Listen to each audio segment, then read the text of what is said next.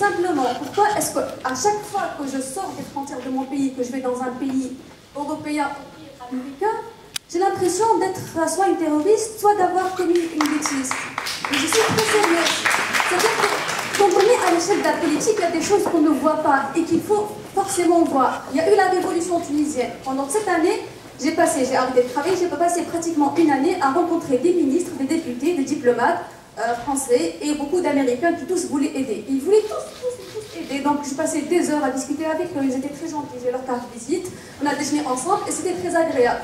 Après une année, je me suis dit, et c'est une vraie histoire, mais parce qu'au bout d'un certain temps, tu te dis, il y a un truc qui cloche, hein, il faut arrêter, soyons honnêtes.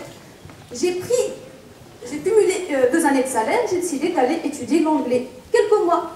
J'arrive à la frontière, je me retrouve dans le service d'immigration, on me pose une question philosophique très importante. Pourquoi tu viens ici? Je viens étudier.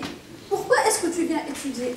Mais c'est pas possible. Pourquoi est-ce que on parle de nouveau monde, un monde où nous, même si on fait partie de l'élite, peu importe, même si on ne ressemble pas à des terroristes, on est considéré comme, c'est-à-dire on n'est jamais, a priori la France est le pays qui m'a le mieux accueilli. En Belgique aussi, on me regarde, pourquoi tu viens? Je suis invitée par la Commission européenne. Ah oui? Et tu vas loger où? Mais pourquoi est-ce qu'on est traité de la sorte alors que quand vous venez chez nous, on met le tampon et vous laisse passer? C'est pas possible. Et donc, on parle de nouveau monde. Mais,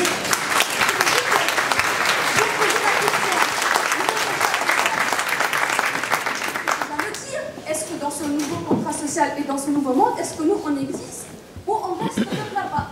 Si nous, on existe, vous devez développer, mais si on reste un monde à part, dans ce cas, il faut nous dire, bon, on vous aime bien, pour faire de la diplomatie, on va faire genre, on vous aime, mais vous êtes à part. Donc ça, c'est une question très... Vous n'avez pas conscience de l'impact que ça a sur des gens qui travaillent dans des usines, qui font vivre l'économie, parce que l'économie européenne vit aussi avec des Tunisiens, des étrangers, des Arabes, des Africains.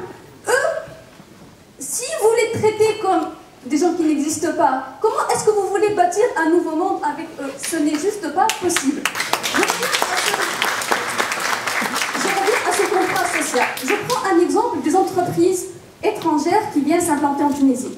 D'abord, ils viennent comme si c'était les sauveurs. Non, rectification, eux aussi, s'ils sont en Tunisie, c'est pas parce qu'ils nous aiment, c'est parce qu'en venant en Tunisie, ils arrivent à gagner de l'argent. Sinon, ils seraient partis. En France, le SMIC, c'est à combien? C'est un minimum de 1000 €. Ok? Ils viennent en Tunisie et ils payent un ouvrier tunisien dans les 300 dinars. C'est dans les 150 €. Je veux bien qu'eux, ils veulent gagner de l'argent, mais pourquoi ne pas leur donner, par exemple, 600 dinars, ce qui reviendrait à 300 € qui n'est rien du tout? Un ouvrier tunisien qui serait payé 300 €, ça va améliorer sa vie. Il voudra rester dans son pays, le pays va s'améliorer, les relations vont se développer, il va pouvoir emmener ses enfants à l'école. C'est ça le nouveau contrat social. Mais si on se limite dans un monde, l'Europe, le monde, et les États-Unis, et nous, le peuple à part, il ne faut plus parler de nouveau monde. Il faut dire il y a notre nouveau monde, et dans notre nouveau monde, on veut bien vous tolérer. Donc voilà, c'était ma...